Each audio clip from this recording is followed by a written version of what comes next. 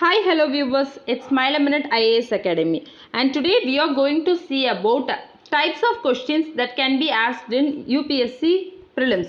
So if you have already seen the question paper, then this video is not for you, because you might feel that this video is so simple. But if you are not aware of the type of questions that are asked in UPSC civil service examination, then you can surely watch this video. Watch this video completely so that you will learn the types of questions which is asked in UPSC prelims, and you can have a focus on certain topics to answer those questions. Okay, let's get started. First, MCQ. This is the most general way of asking a MCQ question. They will give you a question and they will give you 4 options, and you need to select the correct option out of those 4 options. It is generally easy because you would have answered these type of questions during your childhood also.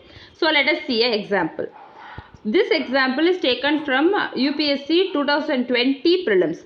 They have asked you where Siachen Glacier is located. Siachen Glacier is located to the east of Akshay Chin, east of Leh. They have given you 4 options, and if you are aware of the question and if you have an idea about what they are asking, then you can easily answer this. So this is a simple way of asking MCQ. The next way of asking MCQ is match. They can ask MCQ from match the following. They can ask you which of the following pairs are correctly matched. They can also ask you which of the following pairs are not correctly matched. And this is one of the format. This format is generally used in history, because in history we will have many events and the events will happen during a particular year, right? So they can ask you which of the following are correctly matched or not correctly matched. So this is an example. This example is also taken from 2020 UPSC Civil Service Exam prelims. So in this they have given you famous place and they have given you present state, and they have asked you which of the pairs are correctly matched, and you need to pick the answer from 4 options. This question is also an MCQ question, but it is based on match the following. Okay. Next, chronological order. Chronological order is also mostly related to history only. They may ask you to arrange in chronological order. They will give you 4 or 5 events and they will ask you to arrange in a chronological order. Let us see an example. This example is also taken from UPSC CSE 2020. So here they have given you 4 events in the history. In these 4 events, they have asked you to pick the option in which the options are correctly arranged in a chronological order. So you have to pick the answer from 4 options. So this is also an MCQ, but it is based on chronological order. Next, correct statements.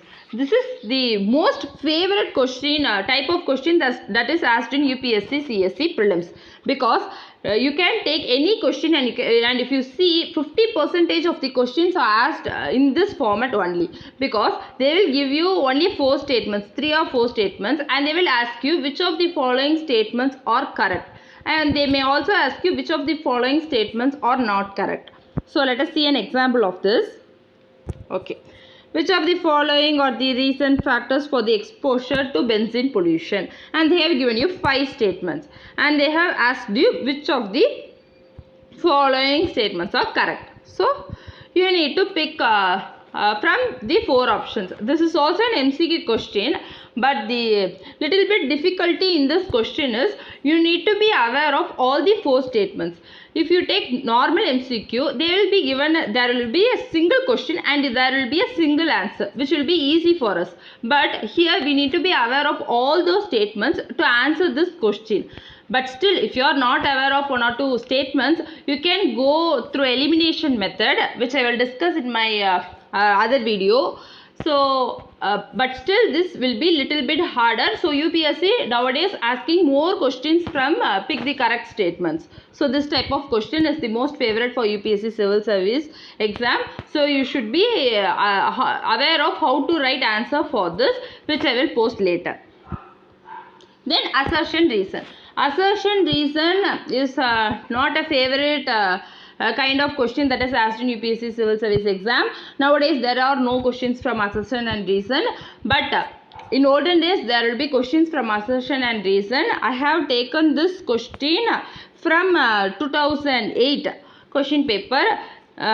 They will give you a statement in assertion and a statement in reason, and they will ask you whether both A and R are true, and they will ask whether R correctly explains A, and they will also say both A and R are true, but R is not a correct explanation of A, and they will give you A is true but R is false, A is false but R is true. This is also one of the difficult kind of question that UPSC can ask, because you might find that both of these statements are right, but you will have a doubt whether reason is correctly explaining the assertion or not. You might get little bit confused in this question.